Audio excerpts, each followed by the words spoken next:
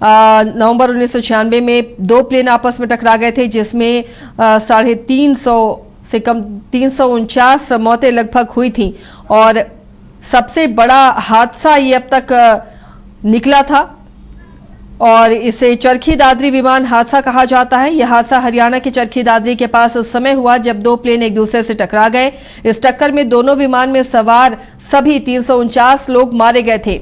यह दुर्घटना पायलट और एयर ट्रैफिक कंट्रोल के बीच गलतफहमी और ऊंचाई की जानकारी सही से न समझ पाने की वजह से ही हुई थी। और एक और हादसा हुआ था जनवरी 1978 में, जब अरब सागर में प्लेन गिरा था। 213 मौतें इस वक्त हुई थी। ये 1 जनवरी 1978 को मुंबई से उड़ान भरते ही बोइंग 747 अरब सागर में जा गिरा था। दिशा भ्रम और तकनीकी खराबी की वजह इस हादसे की सामने आई थी और इसमें 213 लोगों की जान चली गई थी। ये प्लेन मुंबई से दुबई जा रहा था।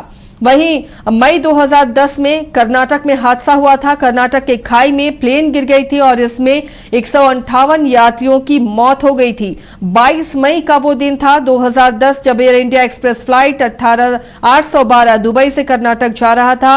विमान में 166 लोग सवार थे। लैंडिंग के समय मौसम ठीक था, लेकिन रनवे छोटा और ऊंचाई पर बना हुआ था। पायलट ने विमान को जमीन पर देर से उतारा, जिससे ब्रेक लगाने के लिए पर्याप्त जगह ही नहीं बची। नतीजा ये हुआ कि विमान रनवे से आगे फिसलता चला गया और खाई में गिरकर 2 हिस्सों में टूट गया। हादसे में 158 लोगों की मौत हो गई और जांच में ये सामने आया कि पायलट बहुत थके हुए थे और समय पर सही निर्णय नहीं ले सके, जिसकी वजह से ये गंभीर दुर्घटना हुई है।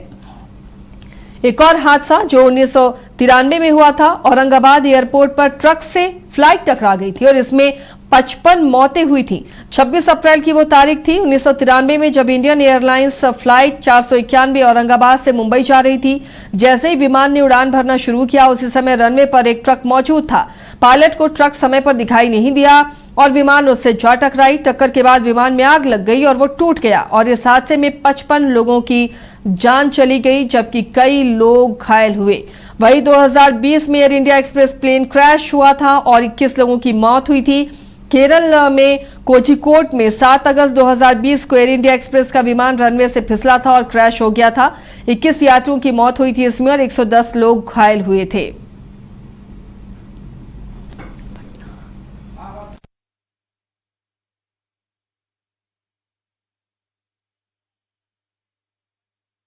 से हुए हैं जिनसे सबक लेने की जरूरत है। 1985 में जापान में एक बड़ा प्लेन क्रैश हुआ था और 520 लोगों की मौत हो गई थी। 12 अगस्त 1985 को जापान एयरलाइंस का बोइंग 123 विमान उड़ान के थोड़ी देर बाद ही पहाड़ी क्षेत्र में क्रैश हो गया था और विमान का प्रेशर सिस्टम इसमें फेल हुआ था। पायलट विमान को कंट्रोल नहीं कर सके और हादसे में 520 लोगों की जान चली गई और ये अब तक का सबसे बड़ा सिंगल प्लेन क्रैश माना जाता है, जो जापान में हुआ था 1985 में, जिसमें 520 लोगों की मौत हो गई थी।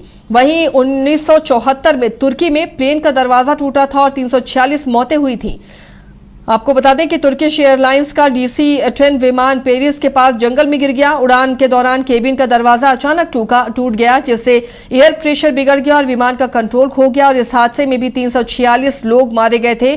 बाद में जांच में पाया गया कि विमान डिजाइन में गंभीर गलती का ही ये परिणाम था, जिससे हादसा हुआ था। 1980 में भी सऊदी प्लेन में आग लगी थी सऊदी में, जिसमें 301 लोगों की मौत हुई थी। सऊदी एयरलाइंस का ये लॉकहीड ट्राइस्टार विमान रियाद से उड़ान भरने के थोड़ी देर बाद ही केबिन में इसमें आग लगी और पायलट ने विमान को सुरक्षित उतार लिया, लेकिन विमान को समय रहते खाली नहीं कराया जा सका, जिसकी वजह से यहां अंदर मौजूद 301 सभी यात्रियों ने दम तोड़ दिया। इनके दम घुटने से मौत हो गई। रांची की तैयारी हमने आपको दिखाई। रांची एयरपोर्ट पर किस तरह कई विमानों को अभी रद्द किया गया है। कई फ्लाइट्स को जो अहमदाबाद जा रही थी, यात्री परेशान हो रहे हैं। हालांकि हेल्पलाइन नंबर भी जारी किया गया है। वहीं पटना में क्या हालात हैं, वहां पर एयरपोर्ट में क्या सावधानियां बरती जा रही हैं, क्या चेंजेस हुआ है, हमारे सहयोगी कुंदन हमारे साथ जुड़े हुए हैं। कुंदन, पटना एयरपोर्ट से क्या जानकारी मिल रही है? क्या अहमदाबाद के लिए भी यहाँ से फ्लाइट उड़ान भरने वाली थी? क्या अपडेट है? बिल्कुल आसिया, जिस तरीके से अहमदाबाद में जो घटना घटित हुई है वो देश के लिए कह सकते हैं कि काफ़ी दुखद घटना है। लगभग 150 से ज़्यादा लोगों की जो है इस घटना में जो है ऑफिशियल तौर पे अभी जान जाने की बात सामने आ रही है, लेकिन 250 लोगों की जो है ऑलमोस्ट जो है संख्या बताई जा रही है। कुछ घायल भी हैं इसमें। आप देख सकते हैं कि मैं पटना एयरपोर्ट पे हूँ और सीधे तस्वीरों में आप देख सकते हैं कि लोग जो है आ रहे हैं, जा रहे हैं, मतलब कह सकते हैं। तो कुछ यात्री हैं, हम उनसे भी बातचीत करेंगे। आप फ्लाइट से आ रहे हैं, जो अहमदाबाद की जो घटना हुई है उसके बाद अंदर में या फिर फ्लाइट के अंदर या फिर एयरपोर्ट में क्या कुछ तब्दीलियाँ देखने को मिल रही हैं? नहीं, ऐसे तो कुछ नहीं देखने को मिला, कुछ देखने को नहीं मिला। अच्छा, कहाँ से आ रहे हैं आप? मैं गाजियाबाद से। दिल्ली की फ्लाइट से? हाँ हाँ। एक चीज़ बताइए कि जो घटना हुई है उसमें तकरीबन 250 लोगों की जो है घायल होने की और मौत की भी बात सामने आ रही है। काफ़ी मर्माहत करने वाली बात। हाँ, वो तो है। अभी फ्लाइट बोर्ड करने से पहले ही न्यूज़ तो आया था। हाँ, अभी डिटेल पता नहीं, अभी जाके चेक करते हैं, न्यूज़ वगैरह में देखते हैं। अच्छा, देख सकते हैं दिल्ली की जो फ्लाइट है वो पहुंची है और एयरपोर्ट से जो 3 नंबर जो गेट है उससे बाहर निकल रहे हैं लोग। और रही बात जो अहमदाबाद की जाने वाली जो फ्लाइट है, अभी तक कैंसिल होने की जो है ऑफिशियल जानकारी अब तक नहीं आ पाई है।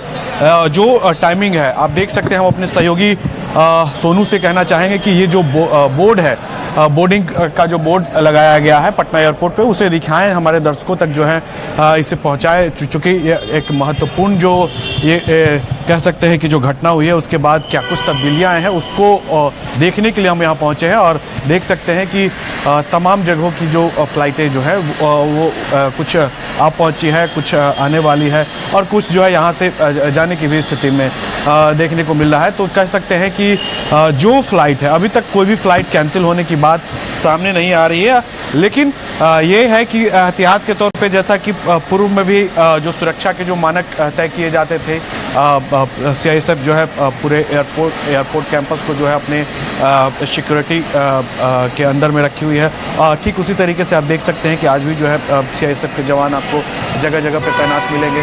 साथ ही अगर हम बात करें तो जो आने जाने की जो बात है वो सामान्य गतिविधि जो है पटना एयरपोर्ट पर देखने को मिल रहा है, लेकिन अंदर में क्या कुछ है ये थोड़ा सा कहना जल्दबाजी होगा। आसिया, ये पटना एयरपोर्ट की बाहर की ये तस्वीरें हैं जब लोग जो है एयरपोर्ट से बाहर निकल रहे हैं और चूँकि यात्रा करके और लौट रहे हैं। देख सकते हैं कि दिल्ली, रांची, बेंगलुरु, दिल्ली, हैदराबाद, सभी जगह की जो फ्लाइट है वो समय पर आने की जो है बात कही जा रही है, जो निर्धारित समय है। मतलब किसी भी तरीके का जो है दिल्ली की जो फ्लाइट है वो आ पहुंची है।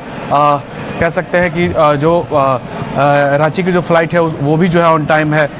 जो भी फ्लाइट की जो बात है आप बोर्ड के माध्यम से देख सकते हैं कि सभी फ्लाइट जो है ऑन टाइम है और किसी भी तरीके की जो है तब्दीली अभी तक नहीं देखने को मिला है। जो एयरपोर्ट अथॉरिटी जो है पटना एयरपोर्ट अथॉरिटी, वो अभी तक इस तरीके की कोई भी बात साझा नहीं की है कि हाँ हमारी जो कौन सी फ़्लाइट कैंसिल हुई है या फिर कौन सी शहर के जाने वाली जो फ़्लाइट है उसमें देर होगी। कुंदन, क्या कोई हेल्पलाइन नंबर जारी किया गया है? क्या बिहार से भी कोई यात्री थे? इसमें कुछ जानकारी मिली है?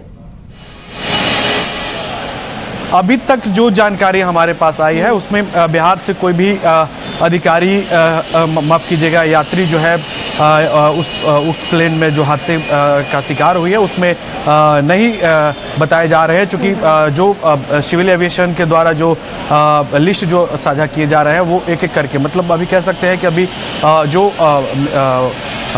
राज्य माफ़ कीजिएगा सरकार के जो मंत्री हैं वो पहुंचेंगे, उसके बाद निर्णय लिया जाएगा। हालांकि लगभग 133 के आसपास जो है वो मौत के आंकड़े जो है पहुंच चुके हैं, लेकिन जो संख्या जो बताए जा रहे हैं जो प्लेन के अंदर में तकरीबन 242 की संख्या जो है यात्री और क्रू मेंबर्स को लेकर जो है संख्या बल बताए जा रहे हैं। पायलट्स भी जो है वो भी उसी में थे। तो 242 के आसपास जो आंकड़े हैं वो बताए जा रहे हैं। साथ ही सबसे महत्वपूर्ण जो बात है, क्योंकि जिस बिल्डिंग पे गिरा है वो भी किसी हॉस्पिटल्स जो है उसके कैंटीन था और उस कैंटीन में जो है कुछ डॉक्टर लोग जो है वहाँ नाश्ता कर रहे थे, उसी दरमियान यह घटना घटी है। उन लोगों की जो है हताहत होने की खबरें आ रही है, लेकिन अभी तक कोई भी ऑफिशियल तौर पे जानकारी साझा नहीं की गई। हाँ, ये है कि लिस्ट जो है सभी जगह जो है चल रहे हैं, लिस्ट जो है साझा की। कैजुअलिटी कितने हैं इसको लेकर आपके पीछे भी लगातार यात्री बाहर आ रहे हैं जिनकी फ्लाइट आ चुकी है। इस हादसे के बाद क्या थोड़ा डर उन्हें लगा फ्लाइट लेते समय या जब फ्लाइट उड़ान भर रही थी, जिस तरह का ये बड़ा हादसा जा रहा है? लेकिन हुआ है। बिल्कुल हम कुछ लोगों से बात करने का प्रयास करेंगे, चूंकि जो घटना हुई थी और उसको लेकर कहीं ना कहीं जो एहतियात जो है वो सभी एयरपोर्ट पे देखने को मिलेगा। कुछ यात्री जो है लौटे हैं। कहाँ से आप आ रहे हैं? दिल्ली से। अहमदाबाद की जो घटना हुई, प्लेन जो क्रैश हुआ, उसके बाद कुछ एहतियात के तौर पे आपको दिल्ली या फिर पटना में देखने को मिला? पटना में तो अभी जस्ट मैं लैंड किया हूँ, तो अभी मुझे कुछ खास फ़र्क नहीं पड़ रहा, दिखा नहीं। लेकिन दिल्ली में तो सिक्योरिटी एज यूजुअल टाइट रहता है हमेशा। घटना जो हुई आपको जानकारी? नहीं, मुझे उसके बारे में एक्चुअली पता नहीं है, that's why I can comment. अच्छा, अभी पता नहीं? पता नहीं है, जैसे अभी मैं लैंड ही किया हूँ। बिल्कुल देख सकते हैं, ये पटना एयरपोर्ट पहुंचे हैं। एक महिला है, हम उनसे भी बातचीत करेंगे, चूँकि जो एयरपोर्ट पे जो अहमदाबाद में जो घटना घटी है, जी देख सकते हैं, जानकारी नहीं होने का बात दावा कर रहे हैं, चूंकि ये दिल्ली की जानकारी नहीं होगी इनके पास। जी जी बिल्कुल बिल्कुल, फ्लाइट में होने के कारण इन्हें जो है जानकारी नहीं होगी। लेकिन कुछ और भी लोग हैं, हम उनसे बातचीत करेंगे, चूँकि देख सकते हैं कि ये निकल रहे हैं, युवा लोग हैं।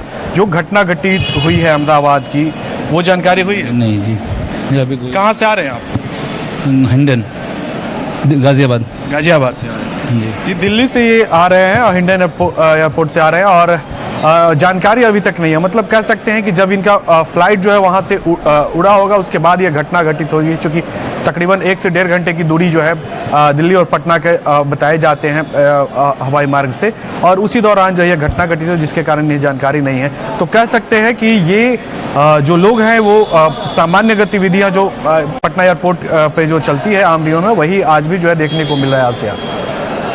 चलिए, तो फिलहाल अभी पटना से कोई अहमदाबाद के लिए फ़्लाइट नहीं है। रांची से जितनी भी अहमदाबाद के लिए फ़्लाइट थी उसे फ़िलहाल अभी रद्द किया गया है, क्योंकि अहमदाबाद एयरपोर्ट अभी अगले आदेश तक बंद है, और उसके बाद वैकल्पिक फ़्लाइट के जुगाड़ में लोग परेशान दिखे, यात्री परेशान दिखे। चलिए कुंदन, शुक्रिया इस तमाम जानकारी के लिए। तो फिलहाल एक हेल्पलाइन नंबर भी जारी कर दिया गया है इस हादसे के बाद। जिन्हें ज़रूरत है वो उस हेल्पलाइन नंबर पर जानकारी हासिल कर सकते हैं, जिनके परिजन उस विमान में थे। फिलहाल एयरपोर्ट पर, अहमदाबाद एयरपोर्ट पर भी एक कैंप बना दिया गया है। जो परिजन आएंगे, जिन्हें अपनों की तलाश होगी, और एक एक कर शव निकाले जा रहे हैं। 100 से ज़्यादा शवों की बरामदगी हो गई है, और शव बुरी तरह जल गए हैं, जिन्हें पहचान पाना काफ़ी मुश्किल है।